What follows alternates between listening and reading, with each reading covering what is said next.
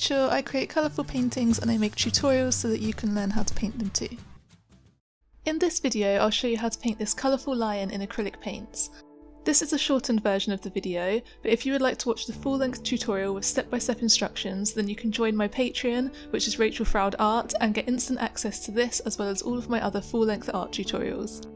The full tutorial is 3 hours long and I explain the whole process as well as all of the paint colours and other materials that I used. I really enjoyed painting this lion. Big cats are always so much fun to paint and you can really experiment with the colour palette and the warm and cool tones to create a really vibrant piece of art. I decided on a sunset colour palette for this lion painting as I wanted to create the effect of the warm sunlight bouncing off of his face. I used a combination of paintbrushes and palette knives to create the texture for the background. I'll be using a very similar colour palette to paint the lion, which will tie the whole painting together really nicely. I paint most of my animal paintings in 2 layers, which is a great technique for improving your animal paintings.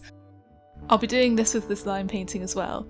The first layer always looks quite messy and unfinished, but by the end of the video you will see it all come together. I hope you enjoy watching this video and let me know what you'd like me to paint next.